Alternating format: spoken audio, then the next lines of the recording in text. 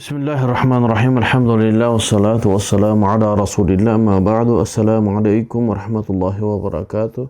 Hurmatly musulman bir tuğandar. Berekeli Ramazan ayыңыздар құтты болсын.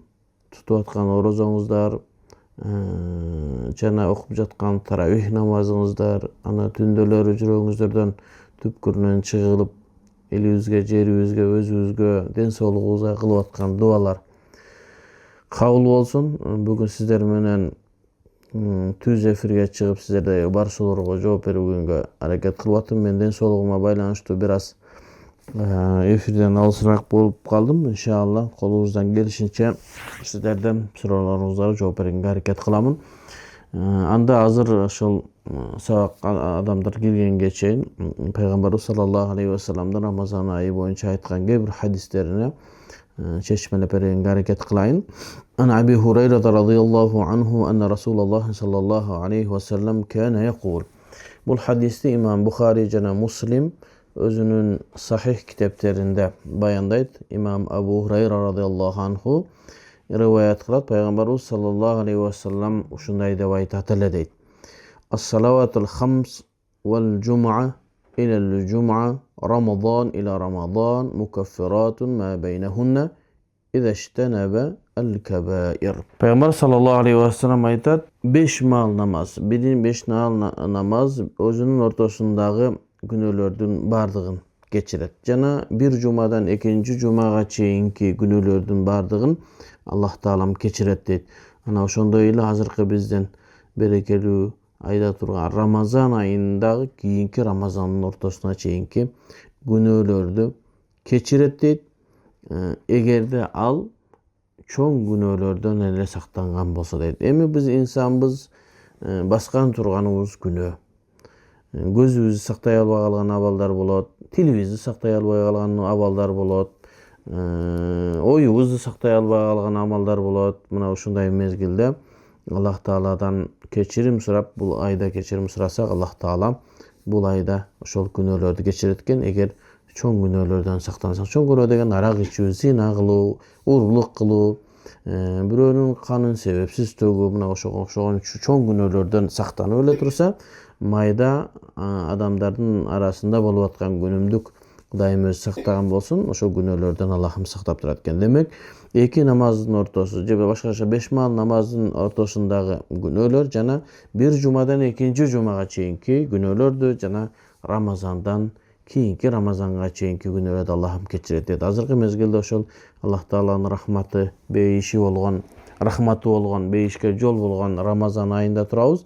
Аллах Таалам ушул Рамазандан кийинки Рамазанда бардыгыбыз ибадатка жакындап, такыбалыкка келип, күнөөлөрдөн сактанып калабыз. Себеби шайтандар байланган мезгил. Бирок Рамазандан кийин эгер майда күнөөлөр болуп кала турган болсо, кийинки Рамазанга чейин Аллах Таалам ушулардын күнөөлөрүн кечирет дейт. Бул деген нерсе адамдар Рамазан бүткөндөн кийин же намаз бүткөндөн кийин же жумадан чыккандан кийин деле күнөө кыла берсин деген маселе эмес. Балки Аллах Тааланын мээрими, рахматы менен бизге окшогон күнөөкөр инсандардын күнөөлөрү кечирилип турат экен.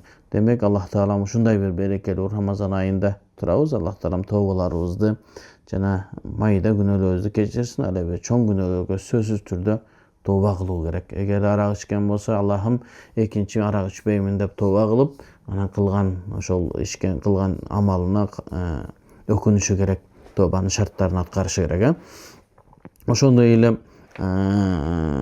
жумадан дагы кийинки жумага чейин да күнөө кылып берүү деген маселе жок. Эми инсандык катары күнөө кеткен болсо, мына ошолордон тооба кылсак, Аллах Таалам ошол тообаларды кечирет экен. Бул хадисти имам Бухари жана Муслим риваят кылган.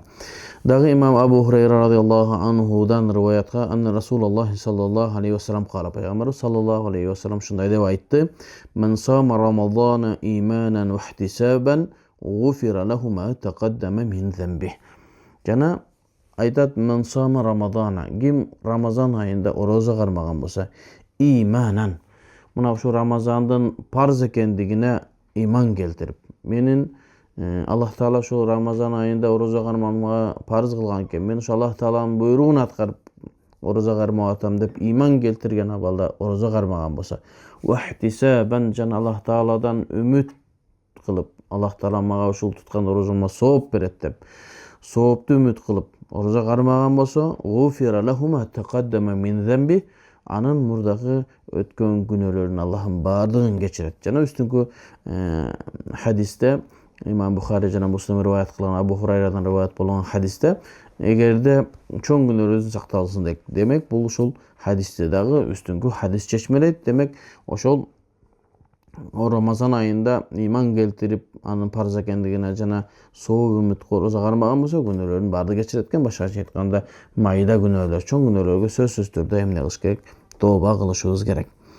Жана ошол хадистин уландысында ва ман кама лейлатал кадр иманан ва ихтисабан гуфира лаху ма тaqaddama min zambi. Ошондой эле ким кадыр кечесинде туруп ибадат кылган болсо, ошол кадыр иманан Аллах Таалага иман келтирген абалда ва ихтисабан жана Аллах Тааладан соо үмүт кылып гуфира лаху ма taqaddama min zambi. Лейлатул кадр кечеси бул Рамазан айынын ичине жашырылган шундай берекелүү түн.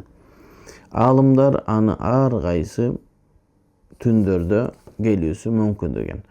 Кээ бир алымдар анын Рамазан айынын так күндөрү деген көпчүлүк хадистерде ошол 26-сынан 27-сине караган түнү ошол кадыр түн болуп калуусу мүмкүн дейт. Демек кадыр түндү күткөн инсан, ошону тахарри кылып издеген адам бүтүндөй Рамазандын ичинен издегенге аракет кылышка, ал түнү менен ибадат кылып Аллах Таалага дуа кылса, себеби хайрун альф шахр, 1000 айдан жакшыраак дейт. Ал күндө кылынган ибадаттар, ал күндө кылынган дуалар 1000 айдан жакшы дейт. Эми ошол күнү бирөө кадыр түнүнө туруп ибадат кылган болсо, анын мурдагы күнөөлөрүн кечирет экен. Албетте ошол майда күнөөлөр, чоң күнөөлөргө сөзсүз түрдө тооба кылыш керек. Буну да имам Бухари жана Муслим өзүнүн Сахих китебинде баяндаган. Абу Хурайра радıyallahu anhu da rivayet kılgan anne Resulullah sallallahu aleyhi ve sellem kâle, Peygamber sallallahu aleyhi ve sellem aytti: "Men kâma Ramazan imanen ve ihtisaben gufira lehu ma taqaddama min zembih." Эми бул жерде жалпы кылып айттым. Мен кама Рамазана. Ким Рамазан айында şu намаз окуган болсо, таравих намазын окуган болсо, тахажжуд намаздарын окуган болсо, иманан ва ихтисабан гуфира лаху ма тaqaddama min zembih. Мурдагы күнөөлөрүн Аллахым кечирет. Буну да имам Бухари жана имам Муслим өзүнүн Сахих китептеринде баяндаган. Ушул жерден токтото эле, негизи окуй берсек көп болот. Бул жерде биздин мусулман бир туугандардын суроолору келген болсо, мына ошол суроолоруна жооп бергенге аракет кылалы. Ва саллаллаху таала хайр халкихи Мухаммад ва аля али ва сахби ажмаин. Себеби биздин бүгүнкү негизги максатыбыз ошол адамдардын суроолоруна жооп берүү. Себеби күнүмдүк маселеде ар кандай muhtaçlıklar bolup kalıusu mümkün. Ошол себептен суроолорго жооп бергенге биз аракет кылалык. Анда башынан баштады. Бисмиллахир-рахманир-рахим. Ассаламу алейкум устаз. Орозоңуздар кабыл болсун. Да сиздердин да орозоңуздар кабыл болсун. Ассаламу алейкум. Какырык орозону бузабы дейт. Какырык деген нерсе бул тамактан чыккан кан эмес, балким өзүнчө бир топтолунган бир түкүрүктүн бир бузулган түрү. Ошондон орозо бузулабы да. Жок, бизде какырыктан орозо бузулбайт. Эгерде бирок кан кускан болсо, анда кан ошол кан кусуп кайра ошону жутуп ийген болсо, ошондо бузулат. Ал эми какырыктан орозо бузулбайт. Ассаламу алейкум. Соодада мисалы машина алып сатканда баасын атайын өйдө ылдый кылып көргөзсө кандай болот? Налогдон качыш үчүн кылынат. Дагы бир варианты сатып алганда доверенность менен алып сатса дейт. Эми ошол мамлекетке сенин бир пайдаң тийсин да, ар бирибиз элибизге, жерибизге пайдасы тийсин деп кызмат кылып атабыз да. Мага мисалы үчүн бирөө 1 сом акча төлөбөйт, ушул сабак кылып атканыбызга. Мен ооруп калсам бирөө барып дары төлөбөйт. Себеби бардыгы ар ким ушу элибиз, жерибиз үчүн, мусулмандар үчүн бир кызмат кылайын деп аракет кылабыз да. Демек, машина сатып аткандар же башка кылып аткандар сенин кылган кызматың ушул болсун, налогуңду төлөп кой. Налогуңду төлөп, андан эмне качасың? Эч канча акча эмес, $1 миллион эмес да. Эч канча акча эмес. Ошол налогдон качкан бул менчи кынчылык деп айтат элем. Ошол элибизге, ошол мамлекеттин ичинде туруп ошол жерде жашап жатып жана ошол менен акча таап атып, андан кийин налогдон качып, өзүнүн кара жанын багууну мен жакшы эмес дейт элем. Акчасын төлөсүн дагы мамлекетке, ошол менен жол салынат, ошол менен пенсия берилет дегенде, ошол менен мамлекеттин чек арасы корголунат. Ошол себептен эч качан налогдон качпаш керек. Сатып алганда доверенность менен алып сатса болот дейт. Ал боюнча мен мыйзамда кандай экенин билбейм. Эгер мыйзамда ошол мыйзам жол бере турган болсо, доверенность алып туруп сатып ийген болсо ал дурус. Бирок бир көйгөй бар. Ошону сатып алгандан кийин тиги жоголуп кетет. Анан аны сатып алгансың, бирөө доверенность менен берген болчу дейт. Анан адамды таппай кыйналып жүрөт. Ошон үчүн өзүңдүн атыңа өткөрүп алып, анан кийин саткан жакшы болот. Ошон үчүн сатып алган адам дагы бир көйгөйгө түшпөсү үчүн. Эгерде мыйзамда жол берген болсо, ал башка маселе. Ассаламу алейкум рахматуллахи ва баракатуху дейт. Ассаламу алейкум устаз. Рамазан айында жума күнү өткөн кишинин акыбалы кандай болот? Менин атам ушул Рамазан айынын 1-күнү дүйнөдөн өттү. Негизинен Рамазанда өткөндүгү, жума күнү өткөндүгү, намазда өткөндүгү жакшы жишан. Себеби жакшы акыркы баягы хуснул хатима дейт, акыркы бул дүйнөдө өтүп атканы жакшы сүрөт.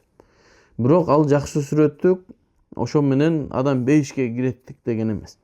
Анын жүрөгү кандай, анын ыйманы кандай, анын намазы кандай, ниети кандай. Эми биз жакшы үмүт кылабыз. Аллах Таалам бейишинен орун берсин. Берекелүү жума күнүндө, берекелүү Рамазан айында өттү. Ошого биз эмне кылабыз? Дуа кылабыз. Аллах Таалам бейиш ээлеринен кылган болсун. Амин. Орозо тутуп, экинчи күн таравих намаз окуп кетти дейт. Машаалла. Аллах Таалам бейишине орун берсин. Ассаламу алейкум устаз дейт. Ва алейкум ассалам. Ассаламу устаз. Түшүндө уча берсе эмнени билдирет? Жана түшүндө бир тууганды жоготуп алса эмнени билдирет дейт. Ошо азыркы мезгилде түш маселеси боюнча менин көз карашым, бул башка бирөөлөргө таңылабайм, менин көз карашым ушу түшкө көңүл бурбаган жакшы. Себеби адам түшкө көңүл бургандан кийин адам орлуу болуп калат.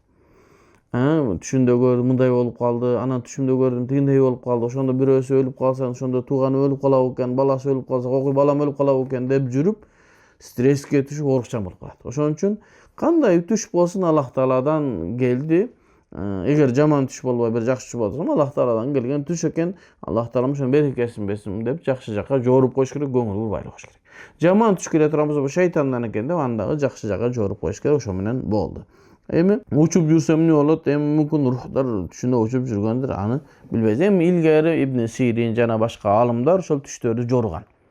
Ага ошо түш жорганга атайын адамдын мындай бир фиги же болбосо мындай бир иштихади болушу керек да. Ар ким эле түш жорган дурус эмес. Себеби түш деген ушундай нерсе, кайсыл нерсеге жорусо ошол нерсеге болот деген пайгамбарыбыздын хадиси бар. Себеби түш деген нерсе бир пайгамбарлыктын бир белгиси деген пайгамбарыбыздын хадистери бар. Бирок ал кимдерге?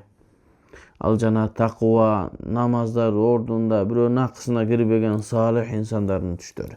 Ал эми биздин мезгилибизде көргөн сыртка чыксаң арам, жегенибиз күмөндүү. Ушундай мезгилде бизге кандай түштөр кирип атат? Кудай билет. Бирок кандай болсо дагы эмне кылыш керек?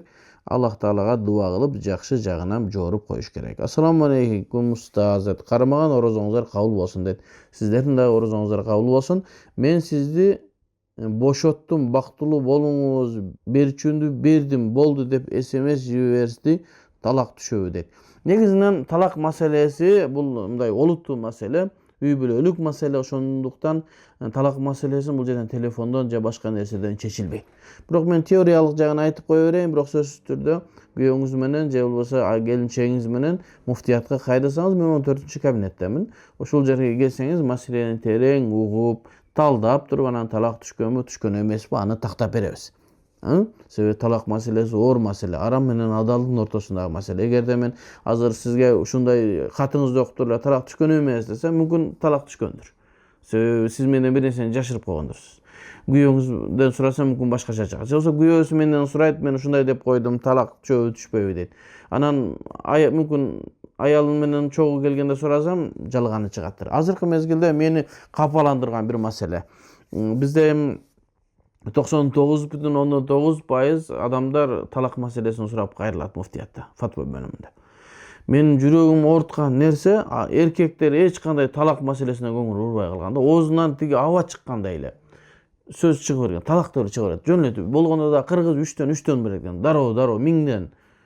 Адам жоопкерчиликтүү болуш керек. Сен алдың алган аялың, бул бала чакаң бар, үй бүлөң бар. Сага бирөө ушуну аял кылып, бапестеп, кыз бойдон колуңа тапшырып берди. Анан сен аны алып колдонуп туруп эле анан кийин оңой эле талактап айтып койгон нерсе. Анын тагдыры бузулуп атат, балдарыңдын тагдыры бузулуп атат, өзүңдүн деле тагдырың бузулат. Адам жоопкерчиликтүү болуш керек. Оозунан чыккан сөзгө эйлик кыла албай, урушуп кетип эле талак бере берген. Андай болбош керек. Адам олуттуу болуш керек. Ошон үчүн талакты Аллах Таала эркектин колуна берген. Ушул олуттуу, ойлонуп, билип, анан талак берет. Талак деген нерсе урушканда айта турган нерсе эмес. Талак деген нерсе ошол ажырашууну ниет кылды. Башка эч нерсе калбай калды. Анан кийин ойлонуп отуруп, чечим кылып, мүмкүн устаздар менен кеңешип, ушундай бул бир жашоо болбой калганда, анан Аллах Таала адал кылган ошол талак маселеси. Себеби сени менен жашоо, ошол аял менен же ошол эркек менен жашоого милдеттүү деп берсең, экинчи жол бар, анда жашай албасаңар ажырасаңар болот деген. Бирок урушуп кетип айтып, анан кайра жалдырап эле молдого же муфтиятка барган жакшы эмес. Андан кийин экинчи көйгөйлүү маселе. Дайыма аялдар сурап атат. Күйөөм ушундай деп койду, барып муфтиятка барып текшерилели. Муфтиятка барып ошонун талак түштү экен, карайлы десе, жок, түшкөн жок, мен мындай эле айткам дейт. Аял айтып атат, 3 талак деп айтып салды. Бул эркекке бар жүр, муфтиятка барайлы десе, эчтеке болгон жок, мен барбай эле коеюн деп. Канчалык даражада жоопкерчилигибиз жок. Кантип Кудайдан коркпойбуз? Эгерде талак түшүп калган болсо, жашаган нерсең арам болот, төрөгөнгөн балаң никесиз төрөлөт. Эмнеге аялдар гана ойлой бериш керек аны? Кайрылган адамдардын 90% аялдар. Ушундай биз күйөөм ушундай деп койду, эмне болот экен? Андан дагы көйгөйлүү маселеси аялдарды тиги мечитке келгиле же болбосо муфтиятка келгиле, маселеңерди чечип берейин, убактыңды бөлүп десең, мен күйөөм макул болбойт дейт да. Бул эмне болгон эркектер? Кандай бул жоопкерчилиги жок эркектер? Ушул кайра бир фатва менен ушундай болуп чыгарылыш керек окшойт чамада. Жана расмий муфтий менен зарылчылык болуп калды, талакты аялдардын колуна бериш керек деп чыгарыш керек болуп калды окшойт. Ондай болбойт негизи. Ушун айлаң жоктон ушинтип айтасың да. Эркектердин жоопкерчиликсиздигинен анан мындай ойлонбойт да. Бардыгы эле аялдар чалат да, кат жазат. Мен күйөөм ушинтип салды. Барып текшерилели десе, жок, мен жөн эле айтып койгом, тамашалап, эчтеке болбойт, жашай беребиз деп элечи. Кудайдын дининен корккула, астыңардагы төрөлгөн балдар харамдан төрөлүп калбасын. Ошого сиздин айткан сурооңузга келиңиз. Мүмкүн талак түшүп калган болушу мүмкүн, мүмкүн талак түшкөн эмес. Себеби телефондон мен аны азыр ачыктап айтып бере албайм. Себеби мен сизди бошоттум, мен сизди деп аялы, мен сени бошоттум деп айтса керек, күйөөсү, бошоттум десе, эгер ниетине талак болсо, талак түшүп калышы мүмкүн. Себеби киная талак менен түшүп калуусу мүмкүн. СМС жазганы жана тили менен айтканы, телефон чалганы баары бирдей эле. Бирок сөзсүз эле такташ үчүн муфтияттын фатва бөлүмүнө кайтыңыз. Устаз, мен ооруп жаттым эле. Мурдумдан кан аралаш шимкирик чыгып жатат. Аны эч токтото албай койдум. Токтобой койду. Анча-мынча кандын даамы тамакка сезилчү. Оозумдан чыгарайын десем чыкпайт тамактан дейт. Эгер ооруп аткан болсоңуз, үзүлүп болгондо ошону жутуп салбаңыз. Ооруп аткан болсоңуз, үзүлүсүз. Эгер мүмкүн болсо, кыйын ооруп атсаңыз, анда оозуңузду ачып дарыланыңыз дагы, орозо Рамазандан кийин күнүнө күн кармап бериңиз. Тамактан нары кетип калчу, ошондо орозом жок болду дейт. Тамактан нары кетип калган болсо, бир оозго чыкпастан анын зыяны жок. Анын ордуна карыз тутуп береминби дейт. Жок, карыз тутуп бербейсиз. Азыр өзүмдү ачып алдым, дарыланып, врач мурдуңду туз суу менен чайка, анан маз кой деген деди. Ошондой эле. Эгерде оозуңуздан бияка чыгартып, анан жутуп ийген болсоңуз, анда ооз ачылып калышы мүмкүн. Бирок тамагыңыздан нары кеткен болсо, оозуңуз ачылбайт иншалла. Же ушул ыкмалар. Ассаламу алейкум устаз. Бир кызык окуя болду. Жаңы даарат алып, намазга даярданып жаткан кезде чиркей чагып кетти дейт. Чапсам чиркейден кан чыгып агып кетти. Ошондо даарат бузулду, кайра жаңылап койдум дейт. Жаңылап койсоңуз жакшы экен, чиркейдин даараты сыныптыр, сиздин дааратыңыз эмес. Ассаламу алейкум устаз. Ооз ачарга аз калганда капсам унутуп калып, суу уртап алып, анан эсиме түшсө орозо бузулабы? Жок. Bizde Peygamber sallallahu aleyhi ve sellem aytkan, kim unutup kalıp tamak jep alsa, je unutup kalıp su içip alsa, Allah Taala anı tamaktandırıptır, jana susunlandırıptır. Daroo toktoptur, orozosun ulantı bersin dedi. Hiç kanday orozosu buzulbayt, soğuk da azaybayt. Sebebi Allah Taala'nın bir sizge bolgan rahmatı, berekesi oldu. Kıynanılbastan su içip alapsız. Biroq oşonun bir erejesi var. Egerde unutup kalıp içkende oğzunuzda bir tamak çaynap atkanda oroz ekeni esinize gelse, daroo oğzunuzdan çıgaran hareket kılış gerek. Daroo çıgarış gerek. Eğer de şu bilip durup çaynap jutuysanız anda problem anda. Андай ola turamasa oğzunuz açılıp kalat. Dagı kaysı mesele var, şu okşoş mesele. Uktap kalıp kede biri uktap atıp öyle düşürüp mınday bayağı orozo mezgin uktap atıp turule bilbey var su içip olatken mınday mezgillerde dagı oğuz açılbayt demek. Daroo estegende oğzundan nerseni çıkarıp salsa gerek. Oşonda ele egerde ayalına jakındık kılıp salsa, unutup kalıp. Anan bağı bir mezgilde estese daroo toktotуш gerek. Mına oşo daroo toktotup kalsa orozosu buzulbayt. Egerde andan dары kıymıldap eken bolsa, anda orozosu buzulup kalat. Assalamu aleykum. Tasavvuf bizdin mazhapta kanday bolot? Şeyh karmanıp kol berip 8 şart atkarıp ama namaz okup jatkanda şeyhtin elesin elesetүү hatım kılınat eken oşol bizdin mazhapka tuura kelеби. Жок. Mazhap degen başka nerse, tasavvuf degen başka nerse. İslam degen nerse 3 nersede turat. Birinci etikat, işenimden turat. Bul Allah Taala'ga bolgon işenimimiz, Allah Taala'nın sıfatları, Peygamberimizin sıfatları, ahiret günü, berişteler, kitaplar, muşuğa baylanışlı mesele. Bul fikkada girbeyt, tasavvufka da girbeyt. Bul etikat, işenimi. İkinci bölük bul Allah Taala men sen ortogunda mamlede. İkinci bölügü bul ibadat. Bul sen kantip namaz okuysun, kantip darat alasın, bazarda sodаны kantip kılasın, acılıkты kantip kılasın, orozonu kantip tutasın, kaçan orozon buzulat, kaçan buzulbayt, sağırlık kantip kılasın, tarawihti kantip okuysun. Bul jalan ibadat, jana muamalat, jaşoodagı amaldar sizge көрgөзүп бере болгон ilim bul fiqh ilimi. Üçüncü tasavvuf ilimi. Bul fiqhga girbeyt. Bul mazhapka da bölünbeyt. Bul özünçe. Bu mazhapka baylanbayt. Bul özünçe. Bul degen nerse tasavvuf jüröktün ilimi. Başkaça aytkanda Peygamber sallallahu aleyhi ve sellem'din ne? Sallu kema Allahümme salli ala Muhammed.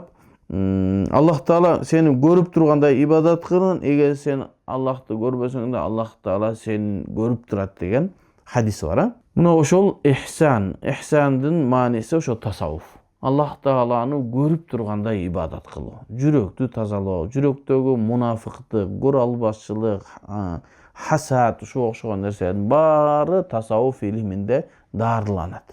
Jüröktün abaldары, kantip ibadat kılуу, zikir kılуу, Allah'a jakындоо muna özü. Bul fiqhga baylanışlı özünçe ilim. Muna oşol jerde Gevrke şeyhka barat, kандай ele biz fiqh okuganda da bir alımga barганdan fiqh okuganda ele, akidaga barganda da bir alımga barıp akida okuganda ele, medisinada da bir okugu jayga barıp okuganda ele, bir motoriske barıp motor jasaganda үйрөнгөндө ele, bul mazhapta da oşo tasavvuftun alımlarına barış gerek, kol beriş gerek. Hem kol beriş gerek oşo Peygamber sallallahu aleyhi ve sellem'in bezginde jana bayat meselesi oşo tasavvuf iliminde saktalınıp kalgan. Anan oşol şunun tegereginde kılınat. Anan hatım kılıngan bir zikirler, Allah Taala meni köp zikir kılla degendir. Mına içinde mına oşol nerseler. Şariatka tasavvuftun karşı gelgenleri de var, tuğralar da var. Hazırkı mezgilde şol akidada da şariatka karşı gelgenleri var, kata ketkenleri var. Fiqhta da şariatka tuğra gelgenleri var, kata ketkenleri var. Şonun için tuğraсын karmaş gerek. Alardın arasında da buzulup ketken tasavvuftar var, alardan alыс boluş gerek. Kur'an, sünnetke, şariatka tuğra gelgen tasavvuf mına şo Peygamberimizin mezgilindeki ihsan manisi mına şol tasavvufta bulatanan. Gevrki adamlar şu tasavvuftu görsele açusu gelip bir jaman pikirde olaverekti. Allah bir jaman tasavvufta adamdardı görüp alıyor. Bargандай adamlar var da. Muna akidadan dele sirege okşogon adaşkanдар бар go. Anandı görüp ele akida toora emes dep aytpayбыз da. Muna oşo akidanın dagы tuurası var. Fiqhtın dagы tuurası var. Şoň üçin İmam Zahabidin Zaghlul İlm degen kitabı var. Oşol жерде büyük bardığını жазıp koygan. Fiqhtan adaşkandardын jolдорун, akidada adaşkanlar mütü adaşkan, tasavvufta adaşkanlar, muhaddislerin adaşkanları bardık. İlimde adaşkan bir top var. Al oşo adашкан toptu görüp turup, muna muhaddislerden tecsimge, şirkке, anan teşbihke girip ketkenlerini görüp muhaddisler jaman debeş gerek. Fiqtardagı kebirke adamlar özlörünün oyundan aytıp yürgen nerseni alып kelip turlar, fiq jaman debeş gerek. Akidada dagı ошондой, tasawufta da mına şunday. Assalamu aleykum usta. Taravihte 4 reketten keyin aytuuçu tasbihlerin şeriatda hükümü qanday deydi? Жақсы суроо экен. Bize taravih namazı 2 reketten okulunup 4 reketteyin taravihe ortasında bir esalı болады. Şonca taravih degen nerse bir qancha esalı degen söz. Umar ibn Khattab radıyallahu anhu oşol taravihte 20 reketke bekitip Ubay ibn Ka'b'tı imam kılıp, oşondan beri azırkı günge çeyin taravih namazı 20 reket okulup keledi. 20 rekette okuayım, 20 reket to'g'ri emas degan ijmoga qarshi chiqqan bo'ladi. Sahobalardan ijmoga qarshi chiqqan bo'ladi. O'shoga o'tganda Habibullah degan fatva bölümünün başçısı Habibullah degan ustoz var, do'stimiz. O'sho bir son narsa yozib turib Facebookga. Kim taravih namazın 20 reket emas 8 reket okuyum degan, al Umar ibn Khattab sen qata ketkensiň degan söz deydi. Ha? Awelash kerak.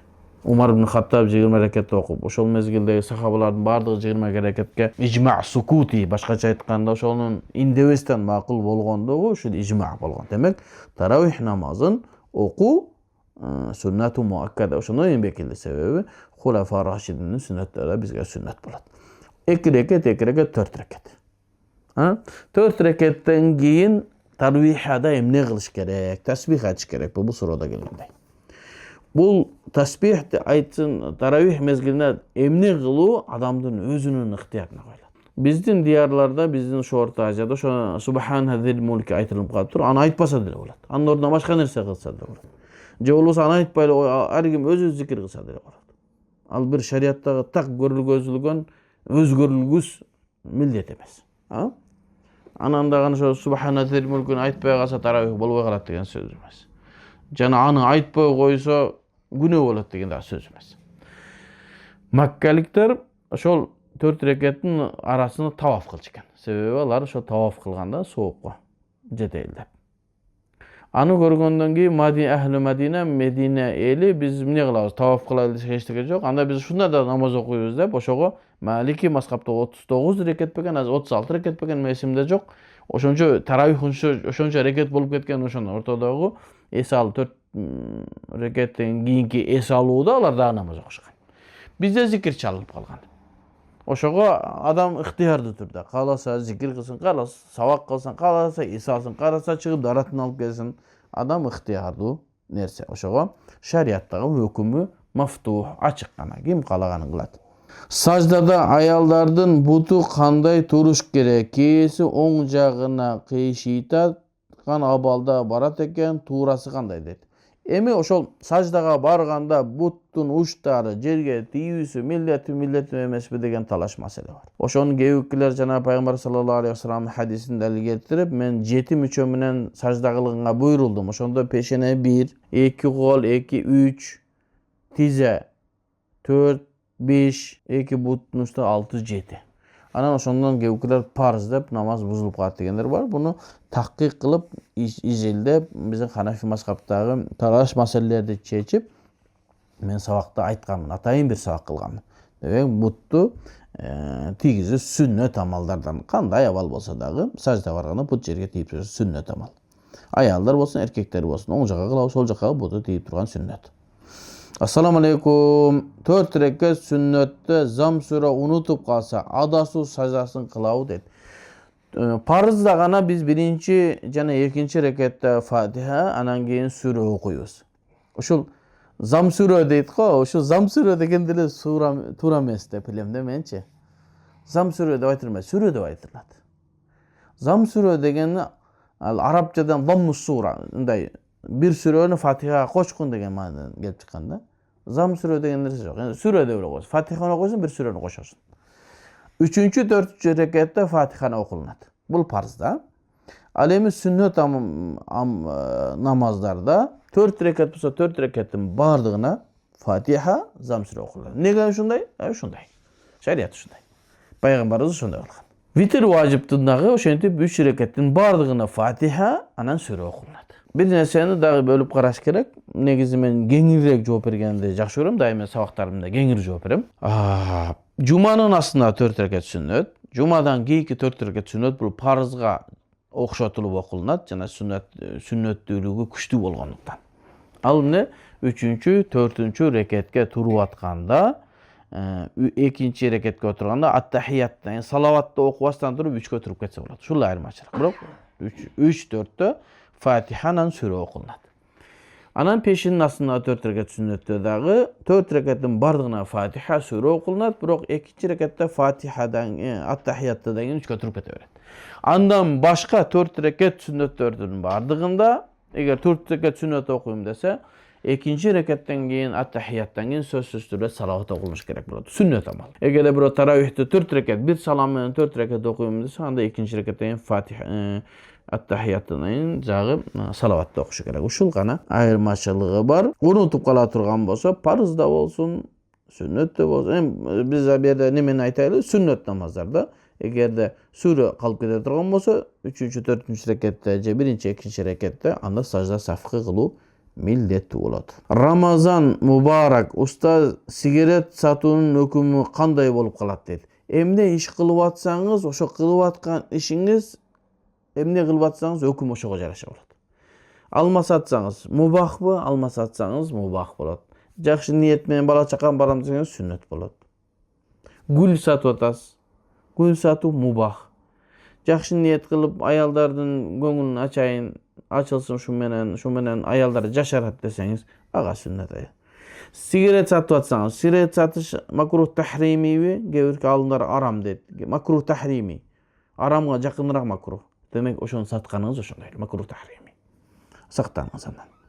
Andan başka nersede толтура береке бар inşallah. Assalamu alaikum ustaz. Hanafi maskawın negizdelişi degen sabaklarınızı körüp jatam dedi. Maşallah sonun. Köptögön menin oylondurgan soruga жооп alıp jatam dedi. Allah'ım razı olsun. Allah razı olsun sizden. Ошол Hanafi maskawın negizdelişi degen sabagыбыз уланып atat. Azır Ramazan mezgilinde gana toktop kaldı. Oşonu adamlar kayra ukuş kerek. Adamlar bir ukkanda düşünbey kalışı mümkün. Biz anı ошол bölüp dagы çıkarışыбыз mümkün da. Adamlarga neme kıl. Bizde hem suroo başka nerseler gana kırkılınıp Instagram'a çıkardık. Oşonda köp paydalı nerseler ali kırkılıp çıkarılınık. YouTube'dan okusanızlar болады. Allah razı olsun. Assalamu alaikum rahmatullahi ve barakatuhu. Allah razı olsun. Karıman oruzunuz kabul olsun. Sizin de oruzunuz kabul olsun. Allah razı olsun damla dedi. Allah talam sizden de razı olsun. Ustaz men 14'kö çıktım dedi. Maşallah. Büt ustazların YouTube'dan sabaklarını uğup çıktım. Kantip dağı ilim alsam bolat. Men bir sunuş kılat elem. Bardıq ustazlardan sabaklarını uqsanız başınız aylanıp kalat. Oşoga biröөнү ustaz kılıp karmanыңыз. Bardıq ustazlar tuğra inşallah. Bir ustazdı karmanыңız dağı oşonun sabaklarını oşonun manhacı, oşonun erecesi menen getseniz mınдай bir ilimde alууga tezirээк жетесиz. Andan keyin o bir vakt gelip siz kara aktı ayrılmalap bir 20-30'ga çıkıp kalganda ana başka ustazlardan ugup başlasın. Hazır men şunday deyim de bir ustazdığın ukkan jakşı bolat. Albatta men özümdү sunuş kılam. Men sabagımı uksanız payda köp görөsүz inşallah. Başka ustazların sabagын jokko çıkarbayız. Alardыкı dagı payda özünün temasında. Assalamu alaikum ustaz. Azırkı jakınкы чыгыш soğuşunda niyet menen İranга jana kүйarman bolsa bolobу je Şia dep bolboybu dedi. Bu jerde hem sizge oyun bolup atkan jok, kүйarman bolууgaçı. Anam bul geosayasatка aralashpaganda jakşı. Bizdin kolubuzdan kelgen nerse Allah'ım elibizdi, jeribizdi tınç kılgın, elibizge, jeribizge tınçlık bergin, dünyoda tınçlık bolsun dep gana tilek kılabız hem. Sözsüz türdü İran ошол Şia ahlu sunnadan çıkıp ketken, İslamdın köptөгөн bulakların buzgan bolsa dagı La ilahe illallah Muhammed Rasulullah degenlikten tigi kapırlara karaganda bizge jakınırak. Oşon üçün ahlu sunna vel jamaa maselesini söyleşip atkanda egerde musulman menen kapır bolup oturgan bolsa biz barыбыз birilebиz. Anda Şia da biriget, Vahabi da biriget, tigi İbadiya da biriget, Mu'tazila da biriget, Selefi Vahabiyin da biriget, biz ahlu sunna vel jamaa Maturidi Aşariya da birigebiz. Kafirlardın mаңдайында. Kapırlarda çıkarıp salganda biz ahlu sunna birigebiz. Şia'nı, Вахабийди башкасын анда каршы пикирлерди айтабыз. Бизге келгиле, силерди айтканыңар туура эмес деп. Ошол түшүнүк менен болсок туура болот, Аллахым разы болсун. Ассаламу алейкум. Өткөн адамга айттык өткөрүү туурабы? Туура эмес, андай шариятыбызда жок. Болду, ихсан кылып бериңиз, болду, бүттү. Айттык, анан кийин 3-түк, 40-тык дегендерде шариятта жок. Бирок ихсан маанисинде кылса, аны бирөө тийбейт. Жөн эле ихсан кыла бериң, күнүгө кылыңыз ихсанды. Бирок айттык, анан 40 күндүк, 30 күндүк, 3 күндүк, 20 күндүк дебестен эле болду. Ихсан деп кыла берсеңиз болот. Айт негизи бизде айт эс ала турган күн, айт майрамдай турган күн. Бизде айтты багындай өкүрүк, бакырык ушундай күнгө айландырып койгонбуз да, жок. Болду, айттык, şu ар бир үйгө кыдырып, дуа кылып, эгер тамагы болсо тамагын жеп кеткен жакшы. Эми ошол атайын милдеттүү түрдө кылуу шариятта каралган эмес. Бул адамдын өзүнүн ыктыярындагы маселе. Ассаламу алейкум, устаз. Адам акысына кирип алсак, аны кантип кутулсак болот? Эгер адамдын акысына кирип калсаңыз, эгерде аны ушактап койгон болсоңуз, же аны сөгүп койгон болсоңуз, же болбосо ушакты ушундай бир нерсе кылган болсоңуз, анын баарын өзүнөн кечирим сураш керек. Эгер акчасын алып койсоңуз, апарып беришиңиз керек. Мурда магазинде иштеп, ар нерсе жей берет элем, ошолордун акысын кантип берем? Азыр ал жакта иштебейм деди. Эми ал майда чүйдө нерселерге бир мындай бир ойлонуп туруп, бир неме кылып койсоңуз, садака кылып койсоңуз, ошол атынан ошол жетет иншалла. Жегерде мүмкүнчүлүк болсо, мен ушундай бир эми жегесеңиз мына ашып келсе бир 2000 сомдук бир нерсе жегенде сизде апарып берип койсоңуз дагы болот, же ошонун атынан садака кылып койсоңуз болот. Тишти зубный паста менен жууй албай калдым. Ажеке, сиз айткандан бери дейт. Мен айткандан бери эмес, чоң алымдар айткан анычы. Себеби бул биздин айткандыгыбыз сиздин зубный пастаңыз азайып калсын, ушун көп кетип атат.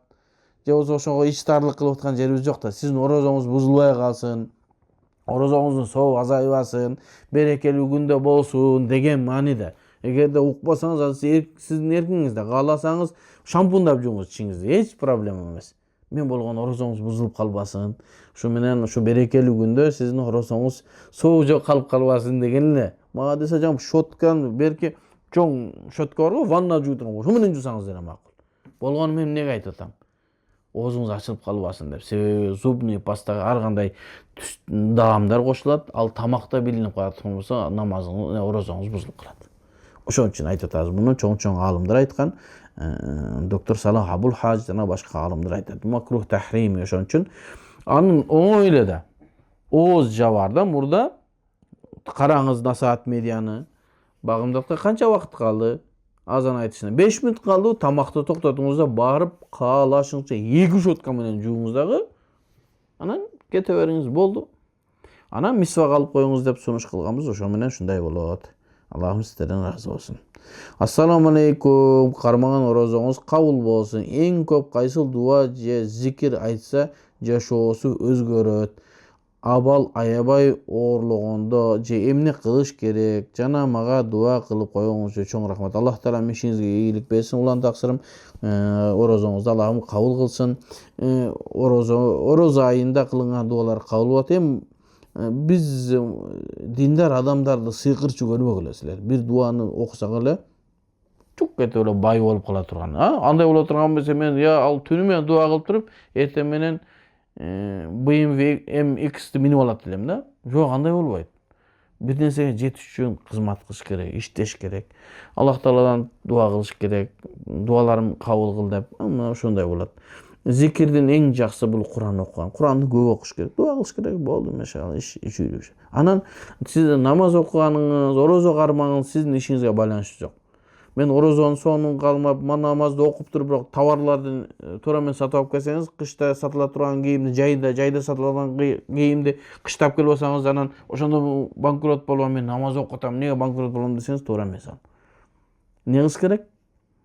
Жашооңуздун баарын ордуна коюңуз, калганы сиздин акылыңыз менен, бизнесиңиз, башка нерсе.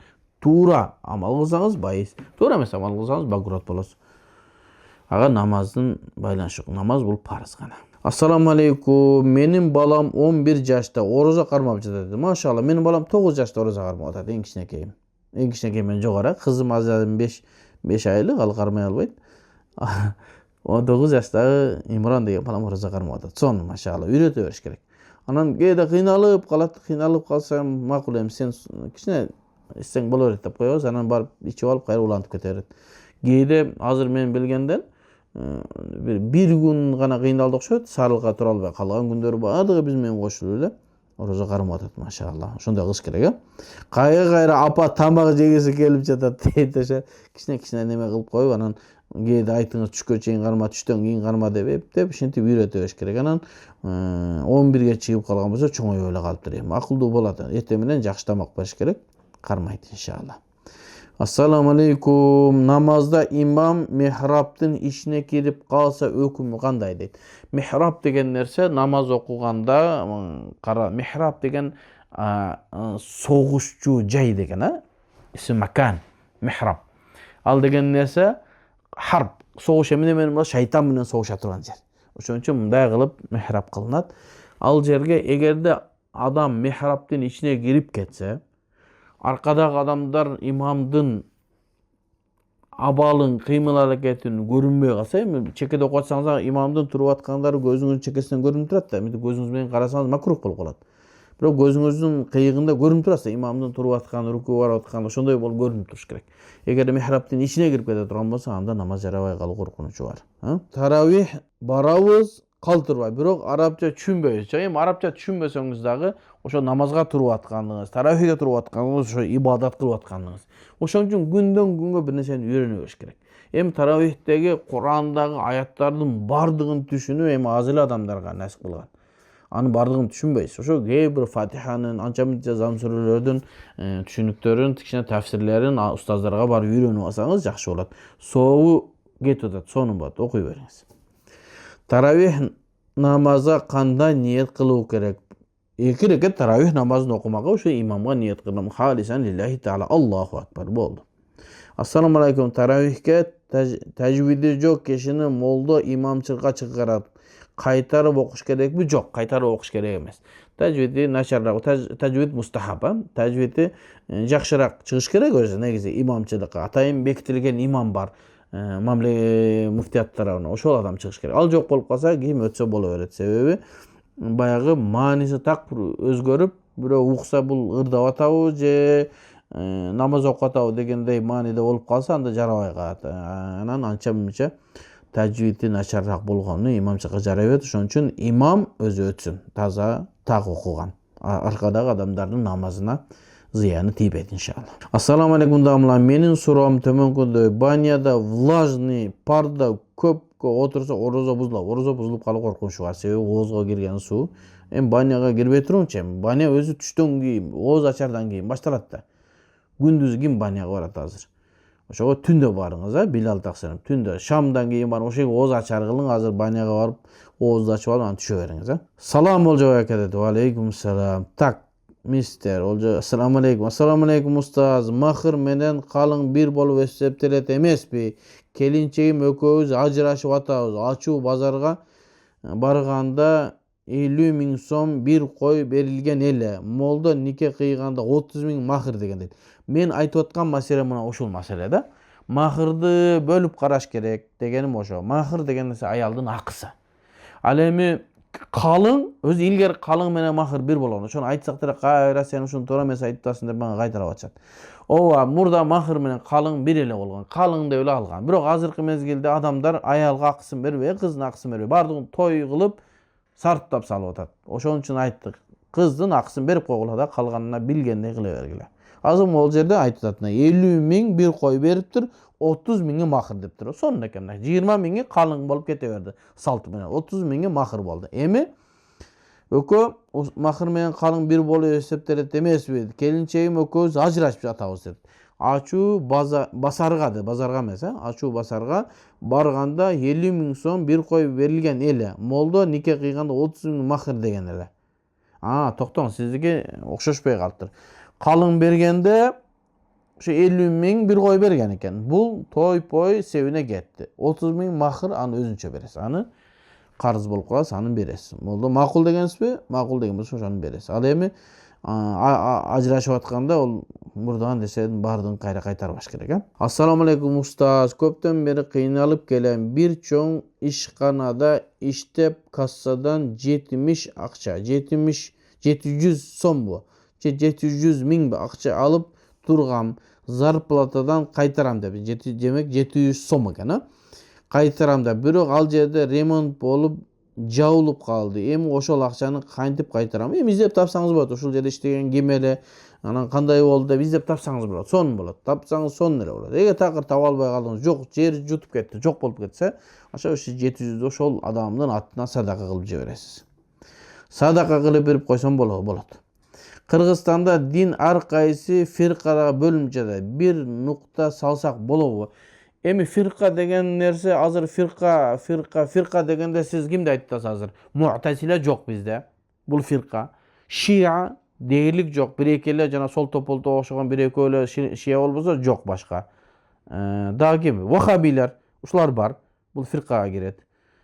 Ошого бизде коркунуч жок. Калгандары бардыгыбыз Ханафи мазхабка, анан Матуриди Ашари акыйдага келсек, ошондо Ахлу сунна вал жама болобуз. Же болбосо кээ бир адамдар айтышы мүмкүн да. Анда Матуриди менен деле Ашариң деле фирка болуп калып атпайсызбы? Фирка эмес. Болгону башка жамааттардан айырмалаш үчүн ат коюп койдук. Болсо пайгамбардын акыйдасы деңиз, болду. Бүгүндөн баштап Матуриди деле дебеңиз, Ашари деле дебеңиз. Кайсы акыйдадан десе, Ханафи менен пайгамбар саллаллаху алейхи вассаламдын акыйдасына деңиз. Анан ошентип туруп Вахабидин акыйдасын салып ийбеңиз. Азыр кээбиклер ошентип атат. Биз Ханафийбиз, акыйдада башкабыз депчи. Тез эле билинип калат. Ахлу суннанын акыйдасы ачык, бардыгы белгилүү. Бирөөнү капырга чыгарбайт, бирөөнү бидатчыга чыгарбайт. Эгерде ушул бидат боло турган болсо, шариятта аны айтат.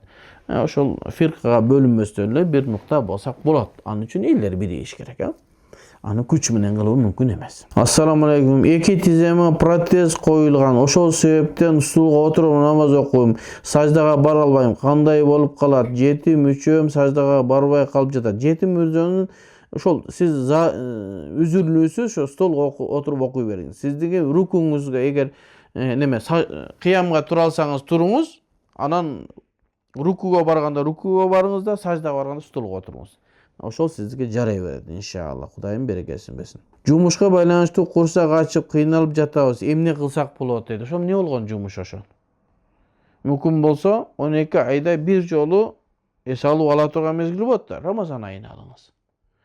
Эгерде оор жумуш боло турган болсо. Анан андай болбой атса, эртең менен ниет кыласыз. Барып анан кыйналып өлө турган даражада болуп калганда өзүңүздү ачып ийесиз. Себеби зарылчылык үчүн өзү ачты болот. Кийин күнүнө күн кармап бересиз. Ассаламу алейкум. Дарат алып жатып, бут жууга келип, жел чыгып кетсе, кайра баштан колду жууп жарат алабызбы дейт. Бир адам дарат алып атат. Колун жууду, бетин жууду, баштама бутун жуугучаңды жел чыгып кетти. Кайра баштан алат. Себеби жел чыккандан кийин жана дарат алынган мүчөлөргө кайра даратсыздык келип калат. Ошого кайра башынан дарат алуу керек болот. Кыздын турмуш курууга жашы келип калган, бирок ата-энеси чет жакта иштеп келүүсүн талап кылып жатса, эмне кылуу керек дейт. Махрамсыз чет жакка ата-энеси угуп чыгып кетсе туура болобу? Туура болбойт. Чет жакка махрам жок, чыкпаш керек, арам болот чыгыш. Эгер аны ата-энеңиз айтып атса дагы. Ата-эне ошону түшүнүш керек. Мен билгенден ошо ата-энеңиз динден алыс адам окшойт да. Кызын иштетип, аны ошонун колунан тапкан акчасынан акча жейм деп аткан ата-эне суроо белгисин коюш керек. Мүмкүн оорукчан, кыйналган, жалгыз кыз болсо анда башка маселе. Анда ата-энеңизди багышыңыз керек болот, сизден башка эч ким жок болсо. Бирок эркек балдар туруп башка нерсе болуп атып, кызды иштетип акча табуусу туурус эмес. Тез турмушка чыгыңыз дагы, анан кийин барып иштеңиз. Tez turumuza çıkınız. Düşüme çuvağa acık girip koluma kitap verdi. Senin günün, soğuptorun dep emne kılsam bolat ustaz. Üyümen su çıkarıp berdi, su içtim. Sonraken çuvağa acı degen nerse Kırgızdardın bir sıyımı olgan alım. Eğer kolunuzda kitap bergen bolsa ilim al degen dep jorup koyuңuz. Suu bergen rızkınız uzun bolsun degen söz. Эми эмне namazları bekem kılıp, eğer ayal kişi bolsanız ilim alınız boldu. İlim alının jolu köp. Assalamu alaikum, kantip suroo bersem bolot. Şu жерге suroo берип atkanlardan жооп берип atабыз. Assalamu alaikum, negedir namazım eptemey bolup jatat, ne kılayın? İlim alınız. Sebebi ilimi jok, eştekeni düşünböy enkeyip dön koya bergen, ошол namazları barıp kalıp ketет. Ошон үчүn эмнени окуп атканыңызды namazga gelgenden başta bir nerseni үйрөнгөнгө hareket кылыш керек. Кудайды тааныгандан баштап bir nerseni үйрөнгөнгө hareket кылыш керек. Кудайды тааныганга, сабактарга катышып, мечиттерге барып, эркек балдар азыр мечиттерде сабактар толтура болуп атат. Курстары бар. Өзүңүздүн илимий деңгээлиңизди көтөрүңүз. Кандай жол менен болсо да. Себеби мен Меккеде окуп жүргөндө Европадан балдар келет эле да. Америкадан, Бельгиядан, Франциядан, Германиядан балдар окуганы келет эле. Ошолор иман келтиргенден кийин эле Меккеге документ тапшырган Европадан окуган балдарга окууга кабыл кылуу жеңил болгон. Ошо биз окуп жүргөн мезгилде. İman keltirip turup эле ilim alış керек, Кудай тааныш керек десе, дароо илим алган жолго чыккан. Биз менен келип, ла иляха илlallah Muhammed Rasulullah'dan başka sözdü bilбейт. Бирок биз менен окуп, бизден ашып, бизге сабак бере турган даражага чыгып кеткен. Демек үйрөнүш керек. Болду, Кудай тааныдыңызбы? Эми үйрөнүңүз, ошондо анан намазыңыз бекем болот. Анан жөн эле жаттап алып окуй берсеңиз, намазыңыз суздап кетет. Устаз дагы бир суроо. Куптанга келсем, таравих окуу башталса, мен куптанды өзүнчө окуп, андан кийин таравихке кошулсам, куптандын сүннөтү окулабы, кийин же куптандын сүннөтү да сүннөт, таравихта сүннөт дейт. Кандай кыласыз? Сиз келдиңиз. Келгенден кийин адамдар таравих намаз окуп атса, дароо чекке чыгарса фарзды окуйсуз. Фарздагы 2 рекат сүннөттү окуштан анан таравихке келет. Себеби таравихтен кийинки 2 рекат бул сүннөтү муаккада бекемделген сүннөт. Ал фарздан кийин окулуш керек. Ал эми таравих өзүнчө бекемделген сүннөт. Аны барып уюп, аркасынан жетишип ала бересиз. Ассаламу алейкум. Аллах сизге разы болсун устаз дейт. Алла разы болсун. Ассаламу алейкум устаз. Сиңдимди багып алганбыз дейт. Ал чоңойгондо сурап жүрдү, мени багып алгансыздарбы деп. Биз жок, сени апаң эле төрөдү деп айтып коюп жүрдү. Жалган айткан болдукпу? Албетте жалган айткан болдуңар да. Ошон үчүн бардык акыйкатты айтыш керек. Жаш мезгилинен бери айтып келген жакшы болот. Чоңойгондо айтсаңар, анда өтө чоң сокку болот балага. Ошон үчүн жаш мезгилинен айтыш керек. Бизде şu туура эмес түшүнүк бар да, бирөөнүн баласын бирөө багып алып эле анан жашырып, кийин бир кыргыздын баласын бир француз аял алып кеткен экен. Илгери биздин бир кыргыз азамат төрөп таштап салгандан кийин ал баланы бир француз алып кетиптир. Францияга алып кетиптир. Анан алып барып аякта багып, ошо чоңойго бир 12, 14, 13, 14 жаштарга чыгып калганда издеп өзүнүн апасын таап алып келип апасынын тууган апасы өтүп кетиптир, апасынын туугандарына жолуктурду. Ошол капыр, сенин апаң бар, сенин апаң мындай болгон деп жаш мезгилинен бери айтыптыр. Бизде ошондой кылыш керек да. Аны жашырып. Кийин билип калса, ошондо силер ишеничтен чыгасыңар. Менден жашырганы келсиңер деп. Ассаламу алейкум, менин балам 11 жашта. Жана келди бул. Ассаламу алейкум дамна. Орозодо сагыз чайына орозо бузулабы? Эгерде сагыздын даамы бар боло турган болсо, орозо бузулат. Жвачка жанагы орбит, диролдор боло турган болсо, орозону бузат. Ал эми жанагы кара чакыш кыла турган болсо, макрух болот. Ал жерде ооздо шилекей жвачка чайнаганда шилекей топтойт. Аны түкүрүп салбайсың, жутасың. Түшкен шилекейди топтоп жуткан жакшы эмес. Ассаламу алейкум устаз. Адам өлгөндө акча чогултуу болобу же болбойбу деп. Ошону туура эмес деп атабыз. Эгерде берип аткан болсоң, ошону Кудай жолуна садака деп берсең, анда жакшы болот. Карыз деп берсең, андан көрө бербей эле кой. Эртең аны кайра төлөш керек болот. Сен берип койгонсуң, кийин ал адамга кыйын болот. Аны эмне кылат? Сенин акчаңды алат дагы, анан апарып жылкы союп, элдерге таркатып берет. Үйдүн ээси карызга батып калды. Берсең, Кудай жолунда бер. Аны карыз деп бербе. Шариятта эч кандай акча төлөө деген, топтоо деген нерсе жок. Ассаламу алейкум устаз. Ниет чын ыхлас эмнеден шейтандан жаман ойлор келе берет дейт. Çin ıhlas emneden, şeytandan jaman oylar keleberet. Adamdın tüşünüğüne jaraşa. Adamdın ilim dengeline, oy juurtusuna jaraşa. Ekinci ayal alganda adilettүүлүк bir gana деген боюнча жок болуптур. Birinci ayal көрүп калдык şu çamada. Ketти. Kатын жазбай. Bir gana uwakıtta dedi ha, bölüp жазат экен. Ekinci ayal alganda adiletүү bir gana uwakıtta dedi. Jok. Ekinci ayal, üçüncü ayal alganda bir gana uwakıtta emес. Anın nafakasında, anın üyünde, anın giyiminde, mamilede, bardığında adiletli kılış gerek. Başkaça aytkanda ayallarınız sizden narazı bolboş gerek. Bирок антейин десең, бул аял разы болбойт экен, ал жагы дагы бар да. Бирок казыга барганда, сен адилеттүү эле кылып атыпсың, бул аял акмак турбайбы дегенде болсо, демек сиз адилеттүү болуп аткан болосуз. Аял жөндөн жөн деле наразы боло берет экен. Эгерде эреже казыга барганда сен адилеттүү болуп атыпсың, сенде проблема жок десе, мына ошол нерсе талап кылынат. Калганы талап кылынбайт.